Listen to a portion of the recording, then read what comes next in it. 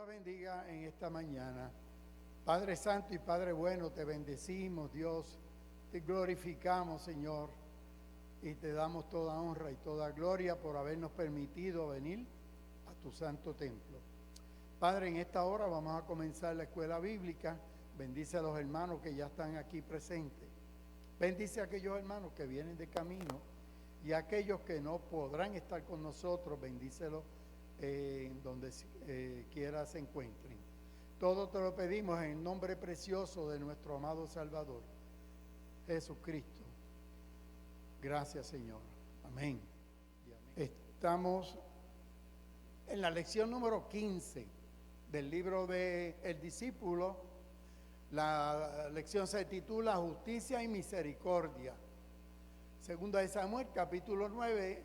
Vamos a ir desde el verso 1 hasta el 12, corrido. No vamos a brincar ninguno. El texto de oro es el 9:1, que dice: entonces David preguntó: ¿hay todavía alguno que haya quedado de la casa de Saúl, a quien yo muestre bondad por amor a Jonatán?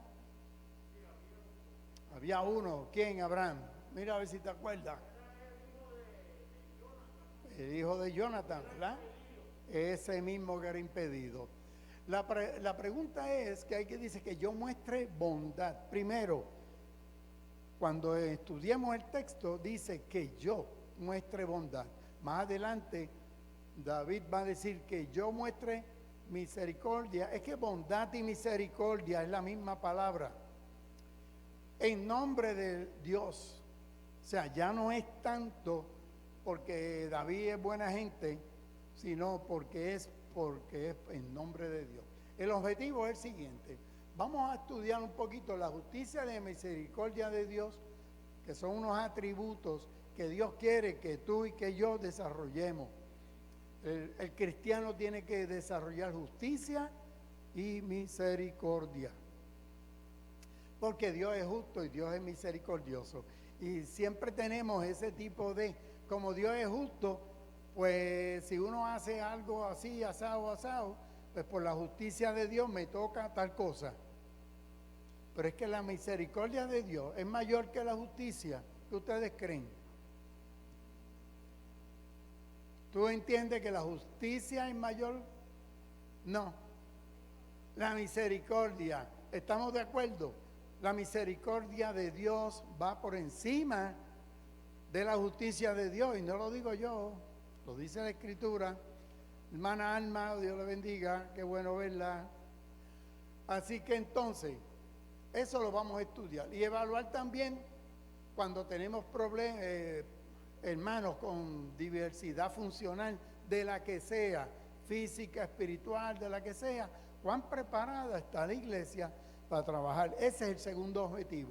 Así que tenemos objetivos de parte de Dios, nosotros como seres humanos, que tenemos que cuán justo, cuán misericordioso somos, porque Dios es misericordioso con nosotros, pero queremos aplicar entonces justicia con el hermano, justicia con el otro, y nos la pasamos juzgando en vez de aplicar la misericordia. Misericordia se traduce en griego, la palabra es eleos, y en hebreo yesed. Claro, Samuel está escrito en hebreo. El Nuevo Testamento está escrito en griego, pero Samuel está escrito en hebreo. De todas formas, es lo mismo. La palabra yesed, eleos, es uno de los atributos de Dios que muestra su carácter compasivo y amoroso con nosotros, los seres humanos. La Biblia reconoce al Señor como ¿qué? ¿Qué dice ahí en 2 Corintios capítulo 1, verso 3? Que Dios es ¿qué? Padre de misericordia y Dios de toda consolación. Así que en esta mañana ese es el tema. Vamos a Yesed se puede traducir, y algunas vamos a ver como si usted utilizamos Reina Valera contemporánea, no es lo mismo que Reina Valera del 60, del 95. La contemporánea dice bondad, en donde las otras dice misericordia. Así que cuando usted vea bondad, misericordia, amor, es lo mismo. Es el mismo, la misma palabra. La Septuaginta, recordando que la Septuaginta es la versión de las llamados 70. Es una versión de una traducción del Antiguo Testamento al griego que se hizo en el norte de Egipto, en Alejandría, para la biblioteca de Alejandría. Y se traduce en esa Biblia, que está del hebreo al griego, Yeset se traduce con Helios, así que siempre se traduce como misericordia. ¿Qué dice Santiago capítulo 2, verso 13?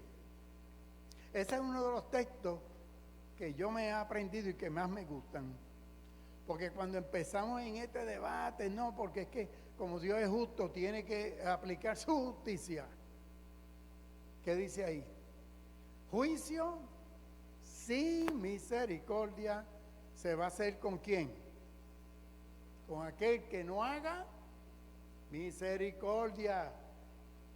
Si yo en el juicio con mis hermanos o con otras personas, yo no soy misericordioso, ¿cómo pretendo que Dios sea misericordioso conmigo?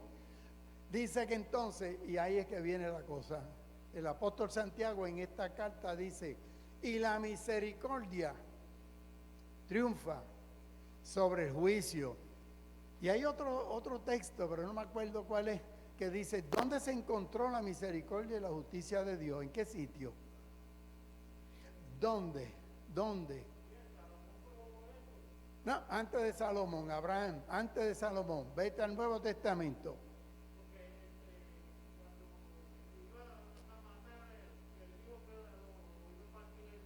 Uh-huh.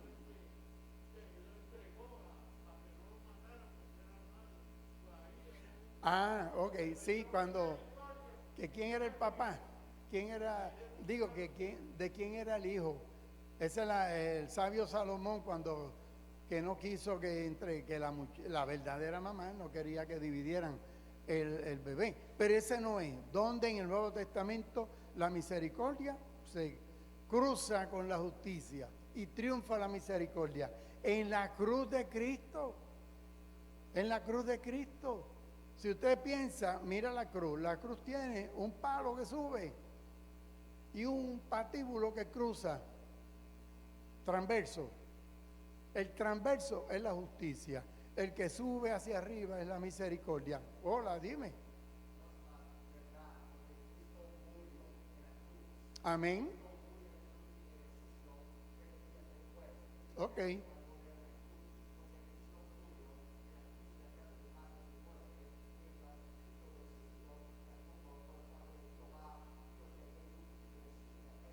Amén, amén. O sea que Cristo murió en la cruz del Calvario y resucitó. Eso es lo que dice el hermano. Así que vamos a ver si la justicia, la misericordia es mayor que la justicia de Dios. Pero vamos a ver si es verdad. ¿Cuándo se escribe Samuel? Samuel, la traducción judía, dice que Samuel fue escrito por Samuel, por Natán y por Gad.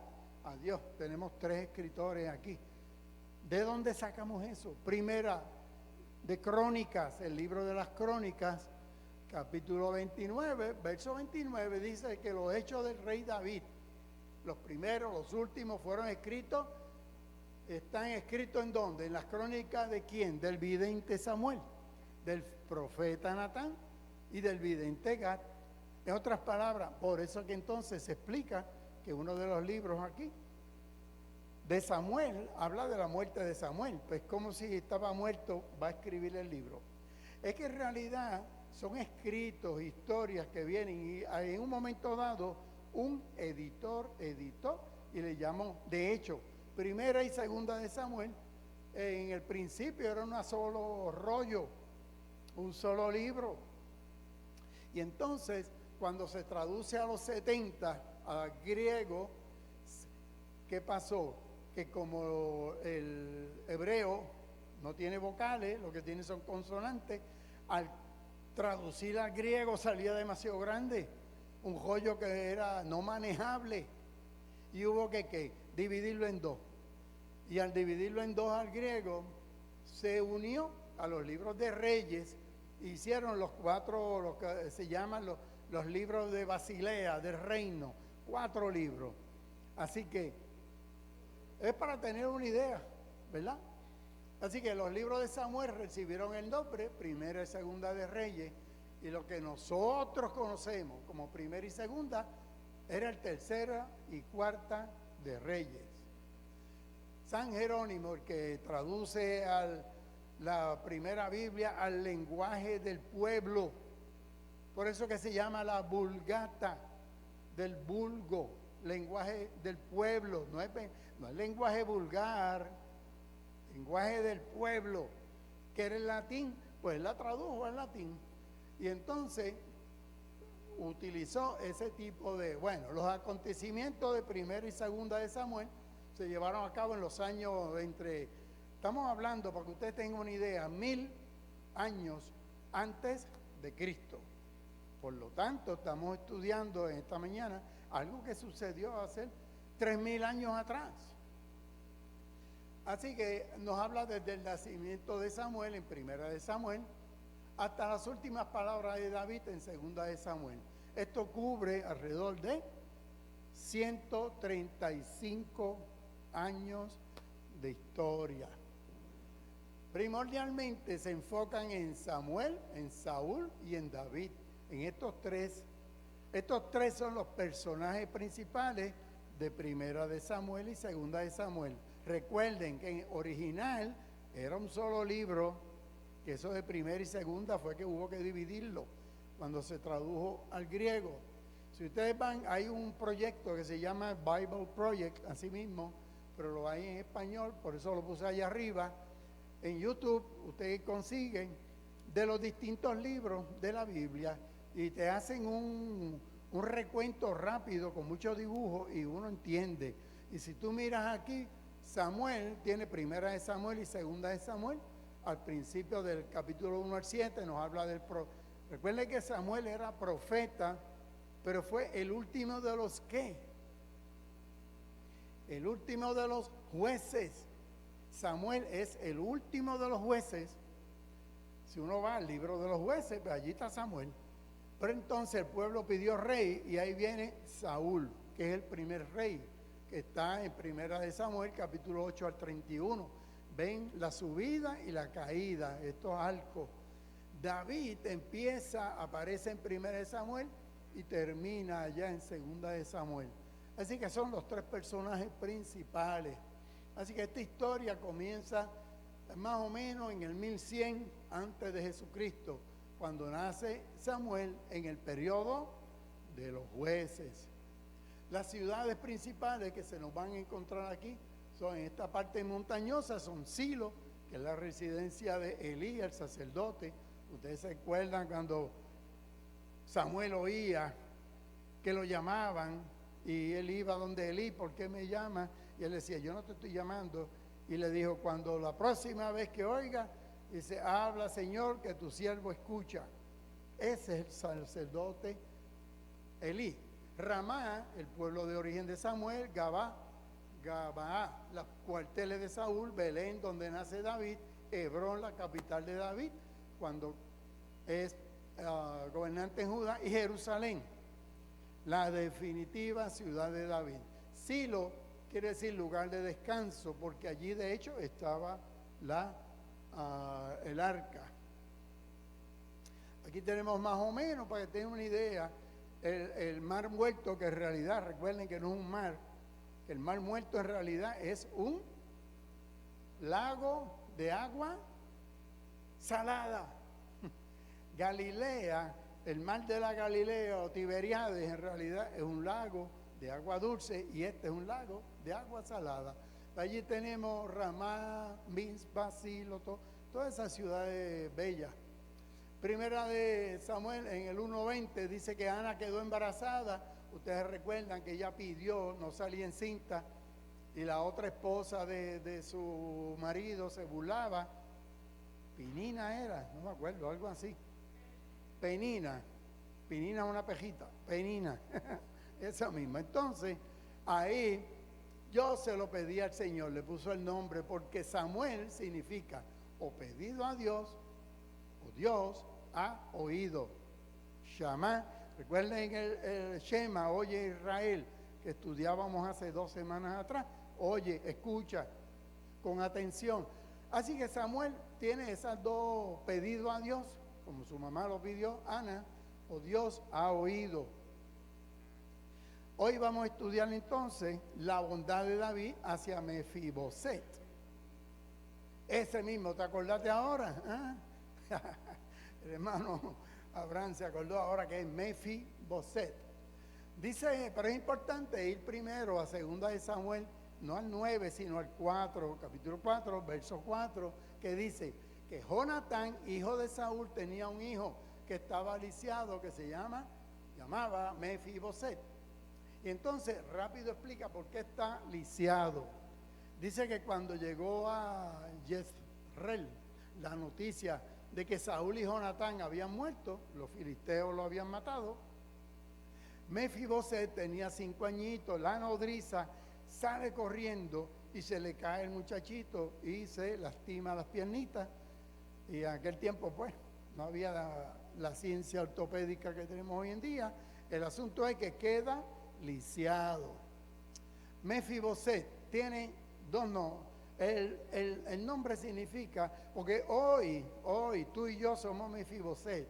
Vamos a cuando tú con una persona te identificas, vamos a identificarnos en esta mañana, en esta clase, con Mefiboset. Mefiboset significa el que quita la vergüenza. Y entonces uno dice que quita la vergüenza, ¿de dónde y de quién?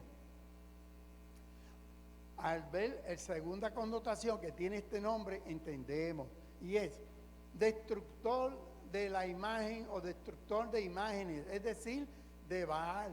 En otras palabras, Mefiboset, Baal, es el dios cananeo, el dios más importante de los filisteos y de toda Cananea.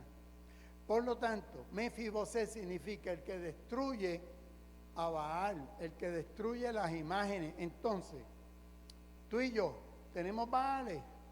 Es la primera pregunta. Porque Baales no son necesariamente figuritas de imágenes de santos o de esto o lo otro. No. Los Baales son todo aquello que me roba tiempo, todo aquello que en vez de Dios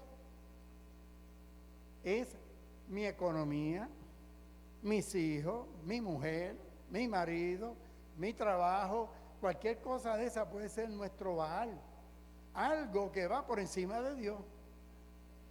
Pues Mefiboset, en esta mañana tenemos que pensar que Mefiboset es el que destruye esos Baales. Así que venimos a ser llamados, tú y yo somos, tú levantaste la mano, Patrick, ¿no? Tú y yo tenemos impedimentos, ¿o no? Quizás no lo tendremos físicos, pero espirituales tenemos un montón. Así que nosotros podemos ser un Mefiboset espiritual. Pero Dios nos llama, que esa es la belleza de la lección de esta mañana. Que Mefiboset no fue a parar donde Dios, representado por David, sino que David, representando a Dios, lo mandó a buscar. Y así hace el Señor con nosotros. Nosotros no venimos donde el Señor, Él nos manda a buscar. Y nos llama, estemos para que quitemos todos los baales que tenemos, número 1, y todos los impedimentos físicos, espirituales que podamos tener. Así que se le cayó a la nodriza por estar huyendo de los filisteos. Hoy Mefiboset representará todas aquellas personas como tú y como yo, que padecemos marginación por nuestras condiciones de salud física y por eso era que yo preguntaba ahorita que a los más viejitos de aquí, a Abraham, a Juan, que si se recordaban cuándo se hizo la rampa y cuándo se hizo el puente con la otra rampa. Y eso fue en los años 80. O sea que esta iglesia ha sido sensible a los hermanos que tienen desde hace tanto y tantos años, a los hermanos que tienen alguna dificultad. Así que, y esa es la lección de hoy, desde el punto de vista, ahí está Gustavo, pero me gustaría hablar con, si vemos ahorita a Manolín.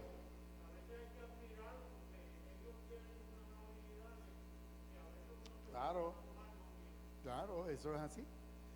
Segunda de Samuel. La rampa de acá, tú entiendes que primero.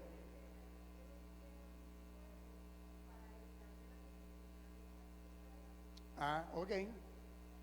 Ok. María nos dice que ella entiende que la rampa de acá es primero, aprovechando que está Eda y Tavo, si eso es así. Estamos hablando de la rampa y el puente de la iglesia, que la rampa fue primero y luego Manolín con otras personas construyó el puente y la otra rampa. De todas formas, lo importante fue en los años 80, hace más de 40 años, ya esta iglesia estaba. De todas formas, vamos entonces de nuevo aquí. Capítulo 9, verso 1. Dice, un día David preguntó, ¿queda todavía alguno de los descendientes de Saúl? En memoria de mi amigo Jonatán, quiero darle muestra de mi bondad. Mi bondad. Primero, eso es Reina Valera contemporánea.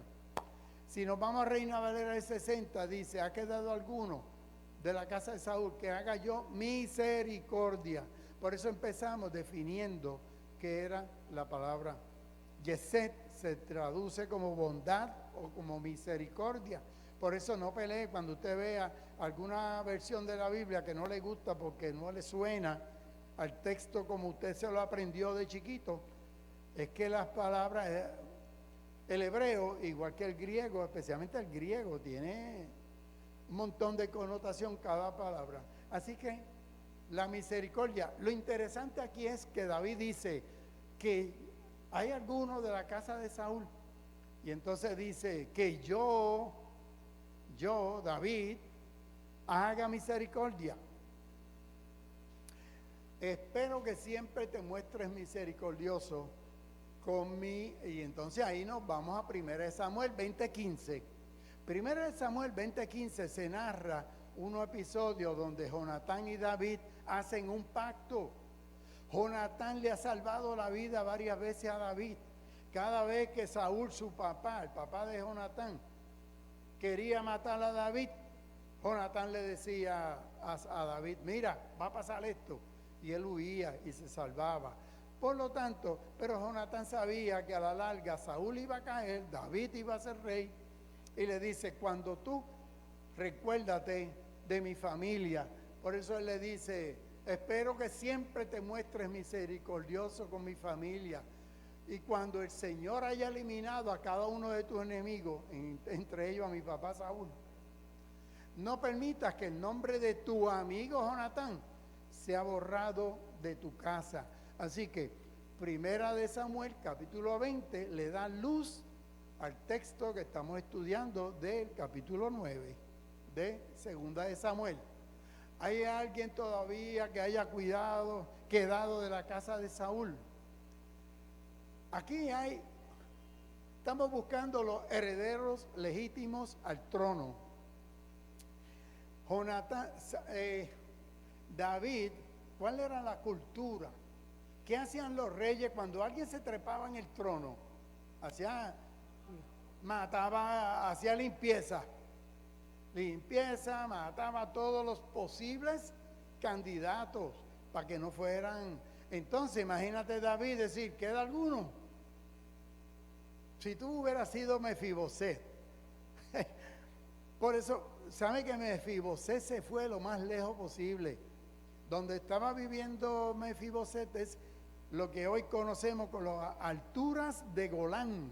Eso es más al otro lado de la Transjordania, lejos de la Galilea, por allá arriba, pues más lejos de Jerusalén, por allá. ¿Por qué? Porque los herederos podían ser, de hecho, quedaban varios, no quedaba Mefiboset, no es el único, no nos equivoquemos. Entonces, en el verso 2 dice, llamaron a Siba, que había sido siervo de la familia de Saúl, para que se presentara ante David. Cuando Siba se presentó, David le preguntó, ¿así que tú eres Siba? Y este respondió, así es, para servirte. Verso 3, el rey preguntó, ¿queda algún descendiente de Saúl a quien yo pueda darle muestra de bondad? Pero ya no es en nombre de David. ¿En nombre de quién? Ya David cambia el discurso. Ya no es que yo soy tan bonachón y tan bonachón. David es un guerrero con las manos todas llenas de sangre. O sea, David, no, como decimos, no es ningún juguito de piña. Para que él, David dice, muestra de misericordia, de bondad en el nombre del Señor. Siba le respondió, sí, queda un hijo de Jonatán que está lisiado de ambos pies. Esto es Reina Valera contemporánea, RVC. Si nos vamos a Reina Valera del 60, dice, alguien quien haga yo misericordia de Dios. Dijimos que la misericordia va por encima de la justicia, y eso no lo tenemos que grabar. La misericordia de Dios, si Dios hubiera sido, ¿por qué nosotros somos justos?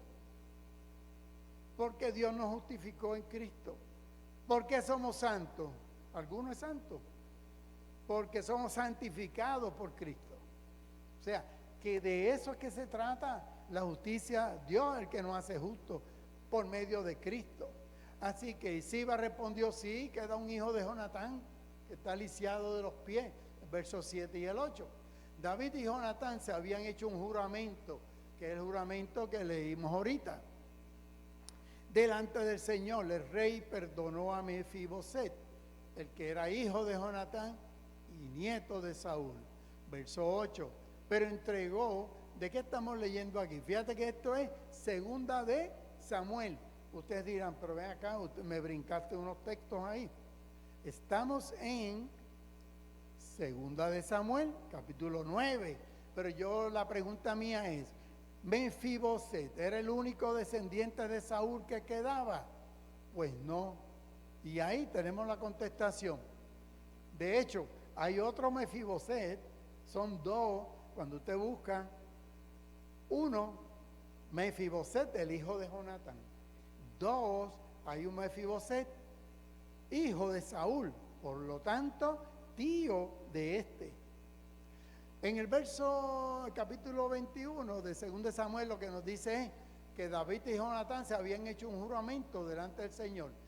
Por lo tanto, el rey perdonó a Mefiboset, hijo de Jonatán, nieto de Saúl, pero entregó a los gabaonitas 5 hijos de Mical, hija de Saúl, que había sido esposa de él, que había tenido con Adriel, y además a Armoni, y al otro, por eso dice, y al otro Mefiboset.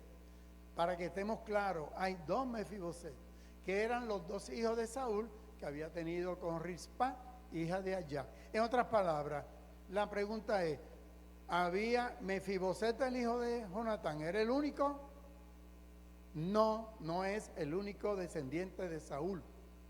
Quedaban todos estos. Por eso estamos en el capítulo 9 y ya esto es el capítulo 21.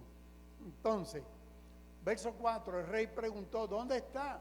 Siba le respondió, está en Lodebar, casa de Maquir. ¿Dónde está Mefiboset? Mefiboset ha quedado bajo el amparo de este. Maquir es una persona económicamente bien. Él le dio a Mefiboset, le dio amparo. Lodebar, cuyo nombre significa, Lodebar parece que era un sitio estéril, porque dice Lodebar, significa sin pasto, lugar seco, tierra estéril. En otras palabras, está difícil. ¿A ti te gustaría ir a vivir en un sitio así? En una tierra estéril. A nosotros que lo que nos gusta es el verdor. Nosotros fuimos, Sandra y yo, una vez a Arizona y nos dijeron que allí no había verdura. Y yo, pues, buscando la verdura, era el verdor. Pero ellos le dicen la verdura. Aquello es seco, sin pasto, lugar seco. en Yuma, Arizona, que aquello es donde, donde tenían la cárcel, donde llevaban a los presos en el viejo oeste. Príncipe, ahora lisiado, vive en la ciudad de las ¿qué? De las imposibilidades y la aridez. Fíjate que comenzamos la lección diciendo que tú y yo nos teníamos que en esta mañana identificar con Mefiboset. Vivimos en tierra estéril, tú y yo, en tierras sin posibilidades. Estamos lisiados espiritualmente. Estamos dispuestos a limpiar todos los baales que tenemos. En el nombre de Jesús, ¿verdad? Volvemos al capítulo 9, verso 5. Entonces David ordenó que fueran por él. Lo llevaron de la casa de Maquir a su presencia. Cuando Mefiboset, ¿qué iría pensando Mefiboset? Hasta aquí llegué. Me mandó a buscar el rey me mandó a llamar. Y eso es para acabar de eliminar cualquier hijo de Jonatán, nieto de Saúl. Llegó ante el rey David, se inclinó con mucha reverencia. El rey le preguntó, ¿así que tú eres Mefiboset? Y él dijo, aquí me tienes para servirte. Me imagino que le dijo, aquí me tienes para lo que sea. ¿Cuándo es mi ejecución? David le dijo, no tenga miedo. O sea, lo vio temblando, lo vio tan indefenso, que rápido David le dijo, no tenga miedo. Que por el gran aprecio que yo le tenía a tu padre, voy a tratarte con mucha bondad. Número 1, 2 cosas hace David. 1, te voy a devolver las tierras que fueron de tu abuelo Saúl. Número 1, le restituye los bienes, las propiedades. 2, y te vas a sentar a mi mesa de ahora para adelante. O sea que son 2 actos de misericordia, porque David era buena gente o porque David tenía el corazón de Dios, estaba trabajándole. Y por eso es que nosotros a veces tenemos que ser sensibles a la voz de Dios, porque el Señor es el que hace esos cambios. David, por la cultura sanguinolenta y de guerrero, lo hubiera mandado matar, porque podían otros levantarlo, porque este era el verdadero heredero al trono, no David. Entonces, 2 actuaciones harán tangible la misericordia expresada por David. 1, le devuelve las propiedades, y 2, lo invita a estar siempre presente en su mesa. ¿A qué nos invita el Señor cuando celebramos la mesa? ¿Verdad que nos invita a su mesa? Gloria a Dios por eso. Mefiboset volvió a inclinarse ante el rey y le dijo, ¿quién soy yo? Y este siervo tuyo no es más que ¿por qué él se dijo pejo muerto? ¿Por qué tú crees? 1, los impedimentos. 2, le está diciendo, yo no soy ningún, ¿cómo se llama eso? Ninguna amenaza para ti. ¿Tú ibas a decir algo, Carlos? Que tienes la mano. Así que yo soy un pejo muerto, es la autoestima de este individuo, y a veces así es la autoestima de nosotros. Nos sentimos como lo más bajo que pueda haber. Mefiboset se siente que él no es príncipe, porque este muchacho era príncipe.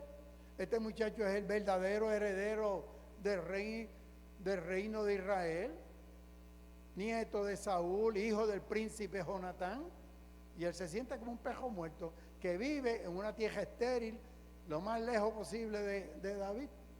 Verso 8, él espera que el rey le arrebate la vida, porque él es el príncipe en la sucesión. Tiene una carga emocional tan grande que lesiona su autoestima, y él mismo se dice pejo muerto.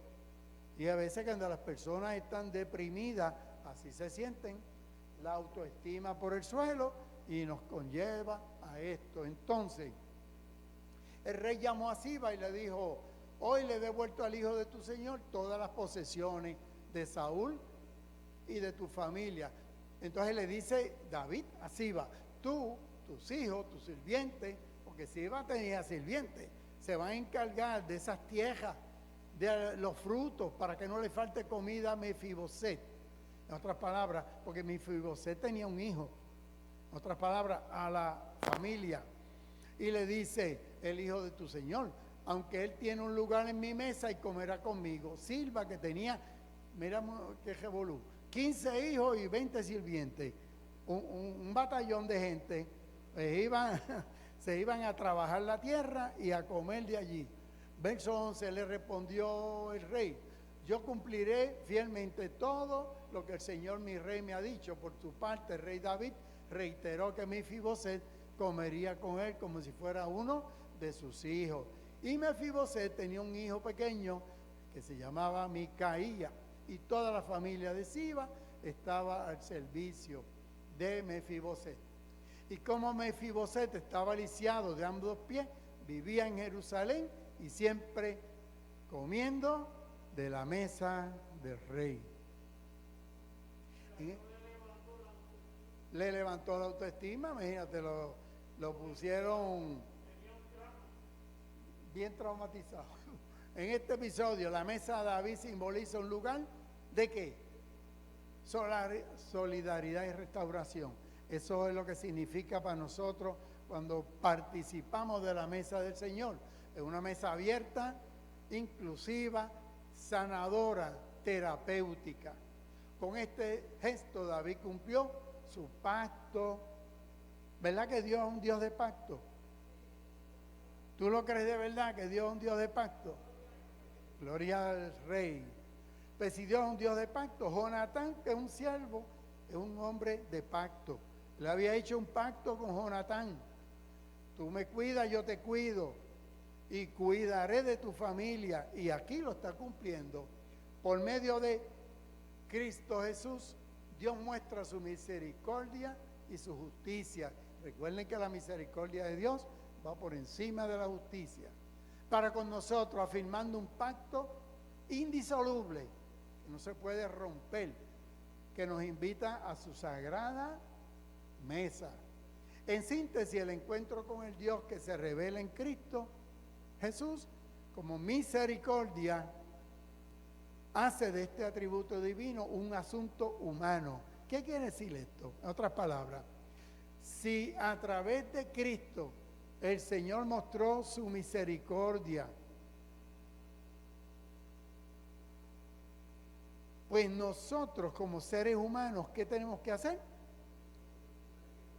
Mostrar misericordia para adelante. Esa es la lección, que fue lo que hizo David. David entendía que Dios había sido misericordioso con él. Por lo tanto, él tenía que ser misericordioso con el hijo de su amigo Jonatán. Mefiboset, lisiado de pie, recibe la misericordia de Dios. Esto quiere decir, no es excluido de la mesa. La iglesia es una mesa amplia en donde el Señor nos acoge a todos con amor. Y esta mesa tiene espacio suficiente para todos y todas. Se invita a mostrar misericordia y respeto por el hermano que tenga un problema de discapacidad o un problema de discapacidad espiritual. No tiene que ser física. Ajá, Vilma.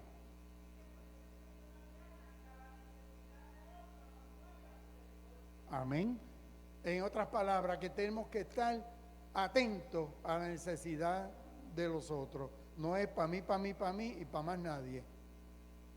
Alrededor de nuestro viven personas, que es lo que dice la hermana Vilma, con diversidad funcional. Tienen derecho, dado por la obra de Cristo, a sentirse amparados y acogidos en la mesa del Señor. He visto en la mañana de hoy 2 hermanos que usan una de las rampas. Por lo tanto, qué bueno que los hermanos 40 años atrás pensaron en esto y además construyeron el puente y la otra rampa. Lucas 6, el evangelista nos recuerda la palabra de Jesús. Sed pues misericordiosos. ¿Por qué? Como vuestro Padre es misericordioso. Si Dios es misericordioso con nosotros, ¿cómo yo no voy a tener misericordia con mi hermano? Antes de sí, nos da tiempo. Vamos a hacer esta oración y luego vamos a un cántico. Vamos a inclinar los rostros. Dios de paz y misericordias, Bendecimos tu santo nombre por siempre. Y te pedimos, oh Dios, que nos dé la fuerza y la voluntad de ser una iglesia compasiva, que invita y acoge al desvalido. Ayúdanos a preparar una mesa que sea signo de perdón, restauración e inclusión. Permite que seamos inclusivos y amorosos con los hermanos y las hermanas con diversidad funcional. Bendícelo para que se sientan respetados, bienvenidos en tu sagrada mesa, que es la iglesia.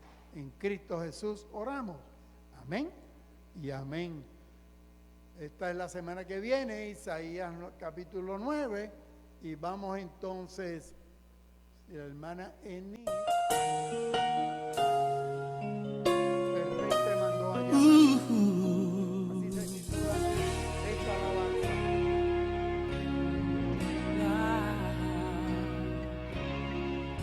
David llamó a Siba y le preguntó: ¿hay alguien de la casa de Saúl quien yo pueda ayudar? Recordándome del pacto que hice con mi amigo Jonatán, quiero hacer misericordia honrando su amistad. Y Siba le respondió: existe uno, mi Señor, que habita en Lodebar, tierra de tristeza y dolor, donde reina la maldad y la miseria es realidad. Es una tierra sin sueños, Señor, lugar de pavor. David pregunta a Siba: háblame más de este hombre, por favor, ya dígame su nombre. Señor, se llama Mefibosé, mas él no puede andar. Es inválido, Señor, no se puede ni arrastrar. Manda a llamar a este hombre, que con él yo quiero hablar.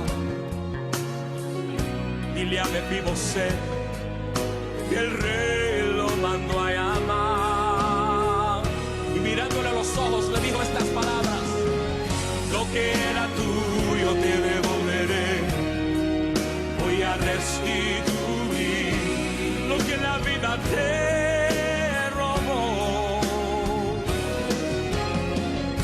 El último en la casa de Saúl ya no será más aquel a quien nadie le da valor. Vas a vivir en la casa del rey, vas a comer en la mesa del rey, vas a vestir las ropas del rey, vas a sentarte al lado del rey. La miseria nunca más conocerás, un adiós a lo de dar tú vas a dar, tu vida nunca más será igual. El rey te mandó a llamar. El rey te manda a llamar en esta hora. Y escucha bien lo que él quiere decirte en este momento. Lo que era tuyo te devolveré, voy a restituir lo que la vida te robó. El último en la casa de Saúl ya no será más aquel a quien nadie le da valor.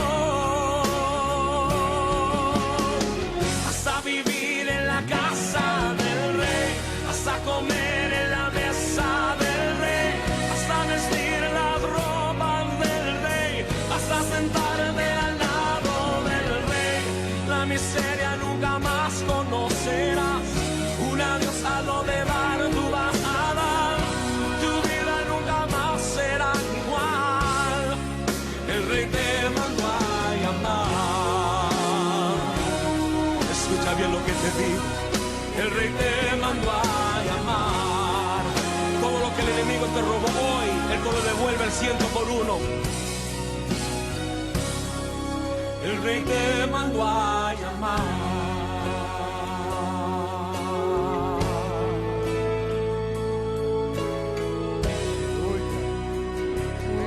Voy a llamar a cada uno de nosotros a sentarnos a su mesa. Dios le bendiga.